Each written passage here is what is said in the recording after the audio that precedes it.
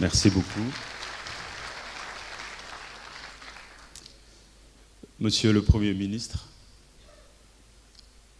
patron, ministre Alioune Sall, Monsieur, Mesdames les ministres, Monsieur les directeurs généraux, les partenaires, garçons et filles, tout le monde, maa ngi leen di nuyu yéen ñëpp. Ils ont gardé le plus bavard pour la fin. Plus bavard parce qu'il est passionné par la création de valeur. Bavard parce que les startups ont besoin de quelqu'un de bavard pour annoncer, pour évangéliser. Et puis bavard parce que j'ai peur que vous vous ennuyiez un moment. baal leen ñu àq ci toog bi. Je vais essayer de résumer. Hier, la responsable des startups m'a dit, directeur, il y a PM qui sera là demain.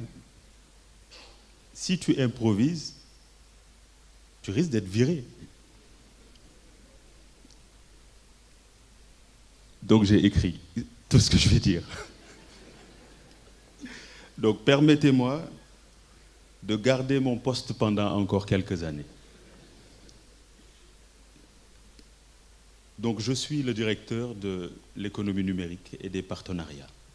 Effectivement, mon travail consiste à faire un focus sur les entreprises qui proposent des services numériques et qui ont un fort impact sur le PIB de l'État du Sénégal.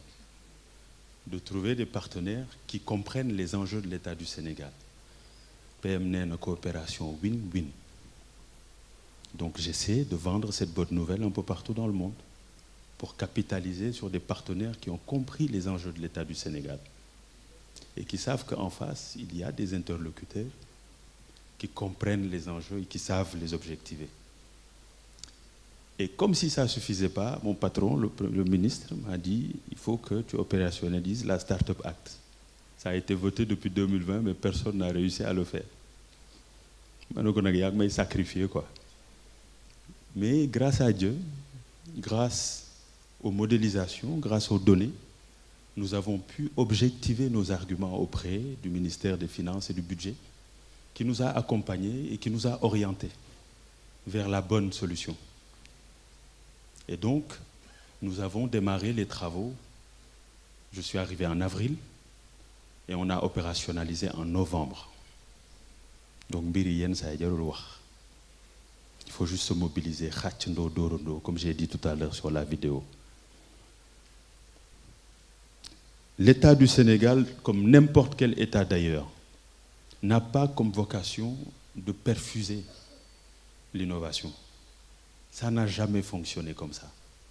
L'État crée juste un cadre qui facilite le travail à des experts comme moi qui avons fait 15 ans dans les fonds d'investissement orientés capital risque pour aller prêcher la bonne nouvelle, vendre la création de valeur de nos startups. Et aujourd'hui, on a une chance, on a une loi qui définit ce que c'est une start-up. Sénégal, nous avons improvisé. La loi dafa wax. Une start-up, c'est une entreprise qui a été constituée depuis moins de 8 ans, qui est capable de prouver à une commission d'experts sa capacité à innover, mais surtout qui est en recherche de son business model. Lolo dafa réduire le scope. En français, ça réduit le scope d'analyse. Ça réduit le scope d'application des incitations et surtout, ça oblige la gouvernance autour du comité d'évaluation, d'appui et de coordination à être beaucoup plus factuel, à être beaucoup plus rationnel sur le choix de ses futurs champions. C'est difficile de négocier des incitations. J'ai même peur de prononcer le mot exonération devant le Premier ministre. Mais il en faut, mon cher Premier ministre.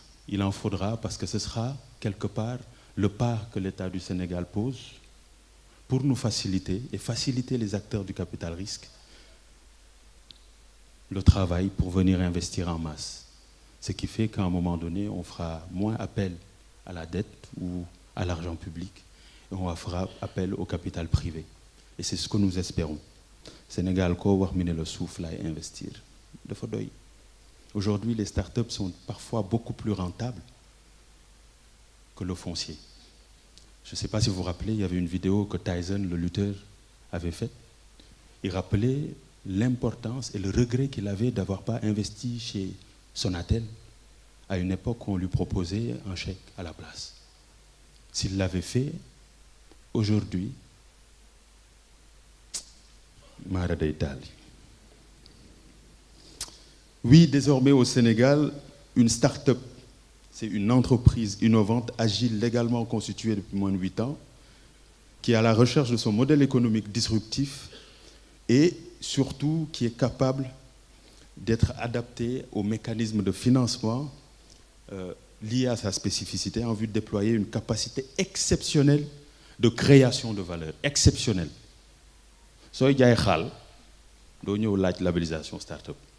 Il faut que tu montres à quel point tu as apporté de l'innovation ci jaay xaal bi. Et si le marché du Sénégal reste ton seul scope, c'est que vous n'avez pas compris l'enjeu de la Startup Act. Guinéen day lekk xaal, Ivoirien day lekk xaal. J'étais au Japon, merci à l'ambassade du Japon. Ñoom tamit dañuy lekk xaal. Il faut vendre nos produits là-bas. Mais le tunnel sera dorénavant écosystème Startup, qui est un label qui sera reconnu par cet écosystème. La loi prévoit aussi un cadre d'enregistrement, de labellisation, de mesures incitatives, de financement, entre guillemets, d'accès à la commande publique et de retrait du label si l'entreprise ne remplit plus les critères d'éligibilité. Mais nous le savons, une entreprise, une start-up ne vit pas seule. Nous avons pensé à la dénomination écosystème start-up parce qu'une start-up vit. Une start-up est entourée de valeurs, d'instruments qui lui permettent à un moment donné de souffler financièrement, de souffler en termes de réseau et surtout de s'appuyer sur un cadre qui lui permet d'avoir du recul par rapport à sa trésorerie, par rapport à son business model. Donc une start-up commence par le savoir et les talents. Sans université, sans les écoles, une start-up ne peut pas capaciter, ne peut pas trouver les ressources humaines de qualité pour concevoir, produire, vendre et scaler. Scaler, c'est une notion que vous allez beaucoup apprendre ces prochains jours. Scaler, c'est un passage à l'échelle. Vendre Dakar, mais vendre à Tambacounda, vendre en Guinée, etc., etc.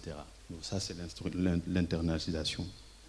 Ensuite, une start-up interagit avec des intermédiaires d'accompagnement. C'est des incubateurs, des accélérateurs, des hubs, tout un écosystème que vous connaissez déjà. Mais c'est là où on structure le projet, c'est là où on affine le produit et surtout, c'est là où on prépare la mise sur le marché. Et ensuite, les communautés.